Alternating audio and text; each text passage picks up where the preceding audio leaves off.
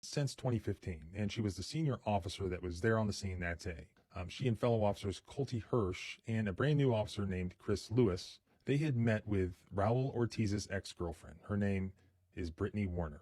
And Brittany told the officers that she was leaving Raul, that she had previously lived at his home, but she needed to get back inside to retrieve her belongings. The police officers then offered to help her. They agreed to meet her at Ortiz's home on Garvin Avenue in Elyria. We can go over and see if they'll cooperate with us there. Okay. We'll follow you guys over there, okay? Okay. Upon arrival, one of the officers tried to convince Raul Ortiz to just open the door and allow his ex-girlfriend to go inside. But Ortiz can be heard asking the officers, is he in trouble with the law?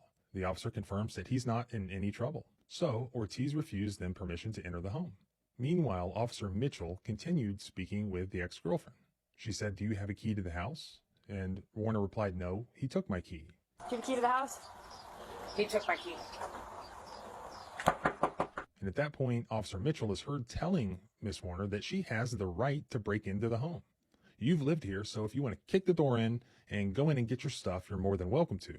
He's got a deadbolt lock, she replied. But Mitchell said any door can be kicked in depending on how hard you work on it.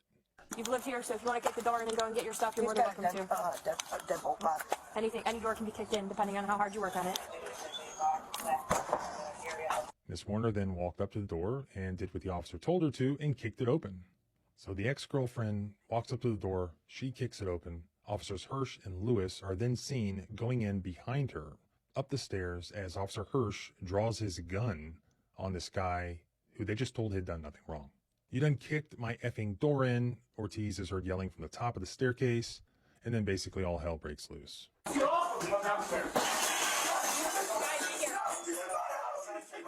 Let's step back and analyze the current situation. A woman complains to police officers that she broke up with her boyfriend, but she still wants some of her stuff that is still inside the boyfriend's house. She used to live there, but she moved out. The police officers agree to go to the house with her to assist her. When they get there, officers knock on the door. They ask the man if he wants to give her her stuff. He says no, go away basically. They verify to him that he's not suspected of having committed any crime. He's not in trouble. Despite this relatively ordinary fact scenario, something crazy happens, and that is that this female officer suggests to the ex-girlfriend, just go kick the door down. You can do it. Any door can be kicked down. And so she kicks the door down, and then the officers follow in behind her. They go upstairs, draw guns, draw tasers. This guy's almost killed.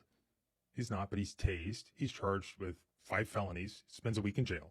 At what point in this process were police officers authorized to enter into this man's house? Because the Fourth Amendment protects against unreasonable searches and seizures. The most highly protected